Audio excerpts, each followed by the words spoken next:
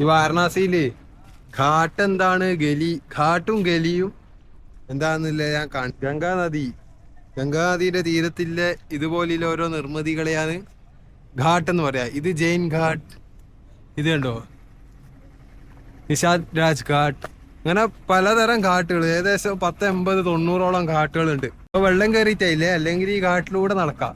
ഓരോ ഘാട്ടിന്റെയും പിറകില് ഓരോ ഗലി ഉണ്ടാവും, കുറേ ഗലി ഉണ്ടാവും. ഈ ഗലി എന്ന് വെച്ചാല് ഇപ്പൊ കാണിച്ചരാ, ഓരോ വീടും പീടിയും കച്ചവടങ്ങളും ആൾക്കാരും മനുഷ്യന്മാരെല്ലാം താമസിക്കുന്നത് ആ സ്ഥലത്തിനെ ഗലി എന്ന് പറയാം.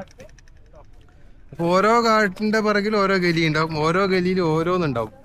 ചിലയിടത്ത് ഇൻഡസ്ട്രീസ് ഉണ്ടാവും, കച്ചവടങ്ങൾ ഉണ്ടാവും, പീടി ഉണ്ടാവും, അവിടെ മനുഷ്യര് താമസിക്കുന്നുണ്ടാവും. ഈ ഘാട്ടിന്റെ പിറകിലെ ഗലി നോക്കാം. മെയിനായിട്ട് കുറെ അമ്പലങ്ങളും ഉണ്ടാവുക, അമ്പലങ്ങളാണ് മെയിൻ. ഇവിടെ എത്ര അമ്പലങ്ങളുണ്ട് എന്തുണ്ട് ഇതൊന്നും ഒരു പിടുത്തൂലാത്തയാ. ഇതിപ്പോ ഈ ഗലിയിലേക്ക് പോവാ, കണ്ടോ ഇതുപോലെ കുറെ പട്ടികളും ഉണ്ടാവും.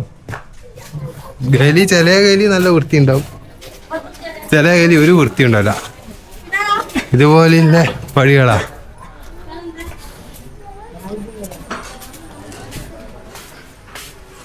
കണ്ടോ ഗലീൻ്റെ ഉള്ളിൽ കയറി കഴിഞ്ഞാൽ എങ്ങടാ പോണ്ടേന്നൊരു പിടുത്തുണ്ടാവില്ല, ഫുള്ള് സീനാ. ഈ ഗലി വഴി നമുക്ക് അടുത്ത കാട്ടിലേക്ക് പോവാം, അറിയുന്നവർക്ക് കേട്ടാ, അല്ലെ ചോദിച്ചു പോണം. ഇതാ വേറെ വഴി, ഇവിടെ ഇതാ വേറെ വഴി, ഇങ്ങനെ പോയാല് ഇവിടെ വേറെ വഴി. മറ്റേ ചുരുളിയിലെല്ലാം മറ്റേ ലൂപ്പടിക്കില്ലേ, മാടെ നമ്പൂരിനെ കൊണ്ടുപോകുന്നില്ലേ, അതുപോലെയാണ് ഇവിടെ അമ്പലം. ഹലോ, കൊറേ കാണാനുണ്ട്.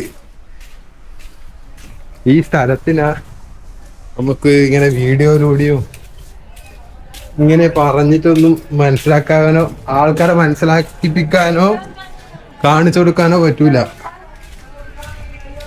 നിങ്ങൾ വരുന്നുണ്ടെങ്കിൽ ഇവിടെ വരിക, കാണാ, അനുഭവിക്കുക. വാരണാസിയിൽ ഇങ്ങനെ അലിഞ്ഞങ്ങ് ചേരുക. അങ്ങനെ അലിഞ്ഞങ്ങ് ചേരും. ഇവിടെ വേറെ തന്നെ ഒരിതാ കേട്ടോ, വേറൊരു കാട്ടി.